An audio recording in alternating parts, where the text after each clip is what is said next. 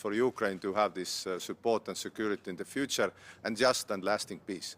So this is a historic day, and thank you.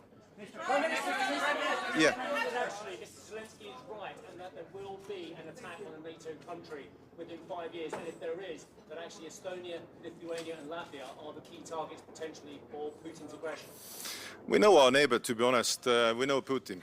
And until Putin changes his goals, probably Russia is a acute threat to all the NATO countries, all the NATO members, European members, Union members, to be honest. And I would say that we should not be afraid, but we should be prepared. And to be honest, it's our neighbors Finns' motto, but we shall be prepared. And investing in defense probably helps to be prepared, not afraid. So we are assisting Ukraine.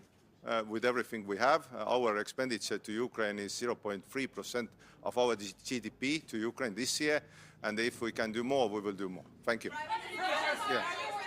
How confident are you that the 5% are actually going to be implemented and not another empty promise like 2% will work?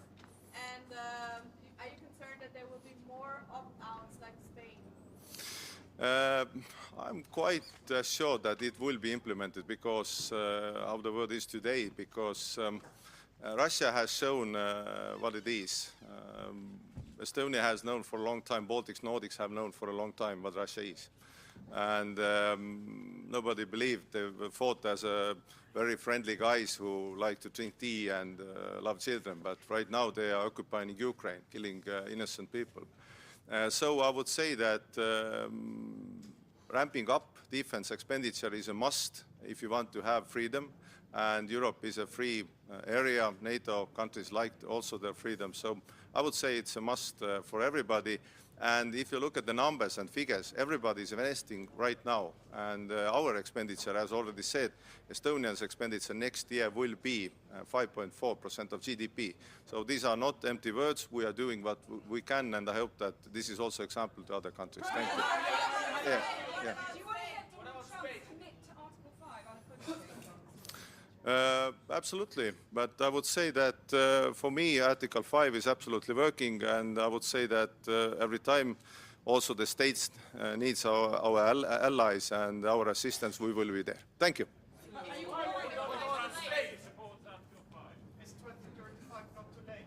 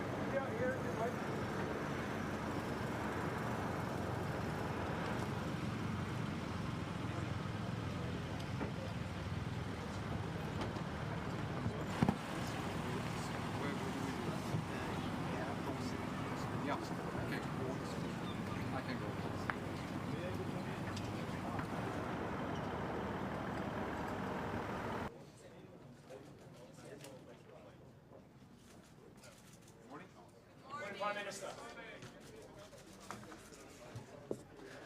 So, Prime Minister, I'm sorry. this is the length of this meeting is really not indicative of the historic dimension. I think, you know, we are connecting the dots now in NATO by getting the resources necessary to deliver on the capabilities. That's the important part. And from the Norwegian side, we will talk about the Arctic, the high north. NATO needs to be present there. That's where we are eyes and ears of NATO next to neighbor Russia. And we need to be talking about our common effort to support Ukraine. That is not really agenda point here, but we need to do it when we are together around the table. Prime Minister, huge commitment from the northern NATO members, huge commitment from Norway, Finland, Sweden, the Baltics, the Poles as well. Do you feel as the southern neighbours, and we go further geographically south, that neighbours and NATO members just don't have the same interest in spending 3.5% and getting to 5%, including infrastructure? Well, I mean, this declaration is historic. We are 32 allies supporting that ambition, which is huge. I mean, remember, we have been struggling to get above 2%, and now we said 3.5%, which is necessary in order to reach our capabilities. And I just take it that, you know, we're going to do that together. A crucial decision when it comes. We are to all behind that declaration. Norway deploys soldiers to Finnish Lapland, to FLF force. What you can tell about that? Well, Finland is our closest neighbor and friend, now NATO ally, and we work very closely together on Finnish dimension, which is along land border. Norwegian dimension is along sea border. And that's what the Northern Nordic is all about. It's about understanding each other's situation and supporting security from the collective perspective.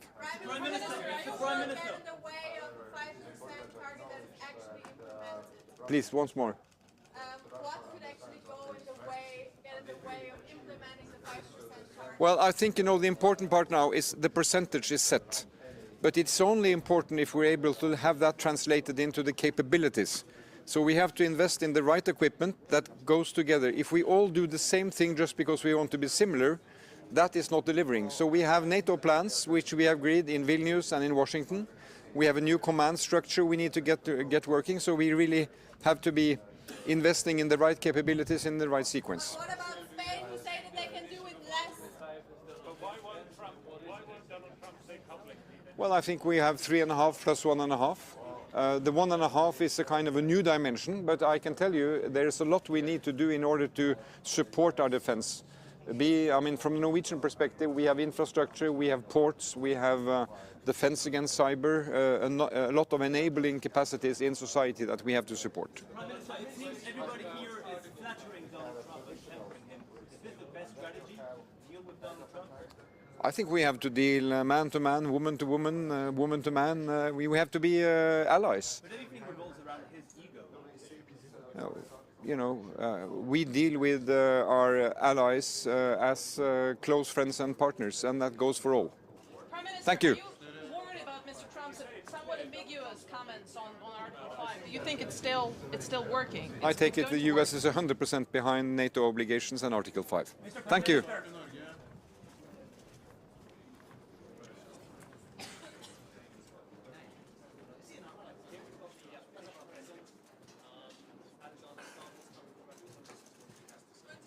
Good morning, everyone. Let me just begin by saying that I'm very happy to be here at my second NATO summit. I feel that Finland's been a NATO member only for a couple of years, but we are quite seasoned. We're a security provider, not a security consumer. I think this summit will be historic for 3 reasons.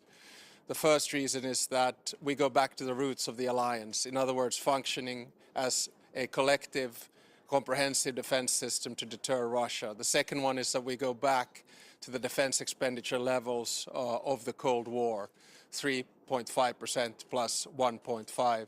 And the third reason is that I think we're witnessing the birth of a new NATO, which means a more balanced NATO and a NATO which has more European responsibility. So in that sense, I'm really looking forward to the conversations that we have. Mr. President, joined NATO after decades, centuries of brutality in order to face down the Russian threat because you believe there was an Article 5 assurance.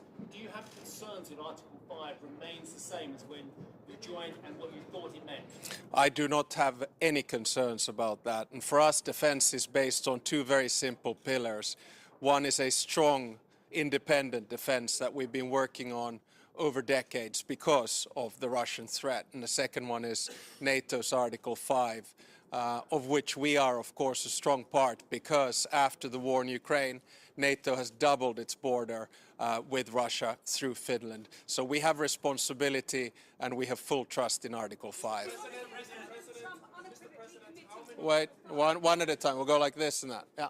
How many times will you have to play golf with Donald Trump until he stops relativizing Article 5? I don't think President Trump is relativizing Article 5, and golf is a good way to discuss business. Does President Trump see Putin as the biggest threat to the NATO alliance? If we look at today's declaration of 5 points, it is quite clear that the number one threat to Europe and the alliance is Russia.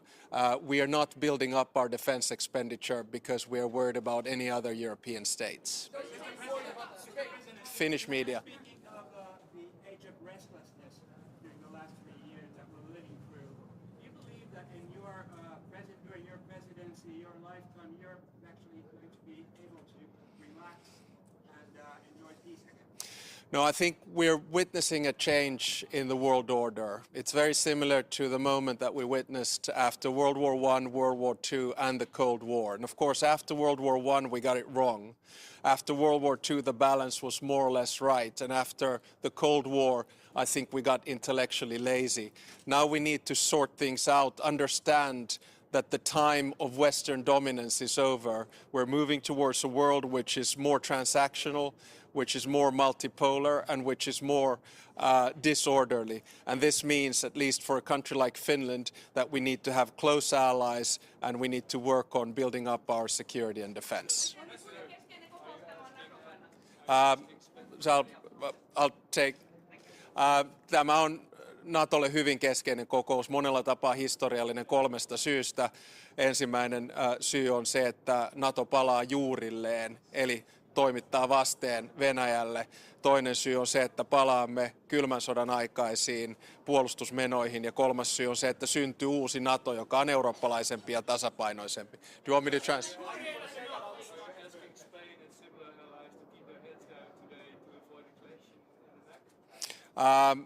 I don't think we're going to see a clash. I mean, I've seen the order of dialogue coming up, and I'm very confident that we'll get through this. Remember, this is a big win, I think, for both President Trump, and I think it's also a big win for Europe. But I'm actually taking his space. Thank you very much.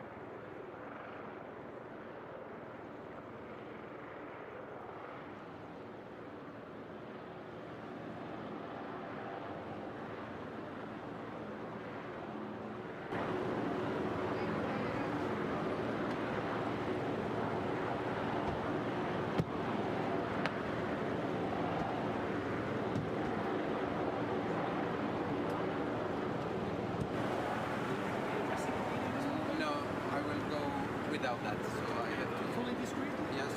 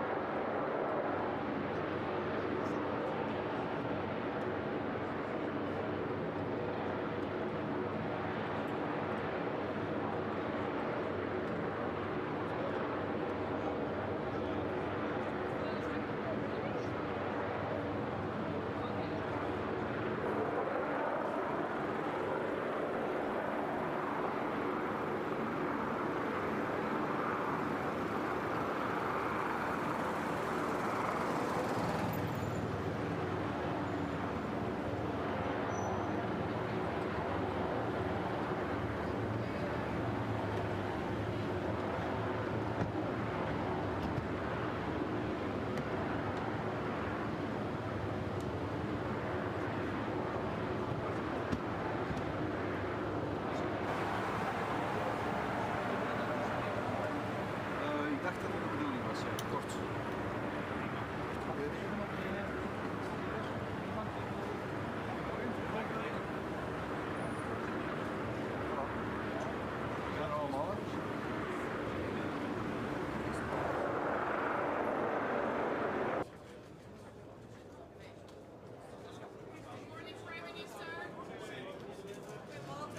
Morgen.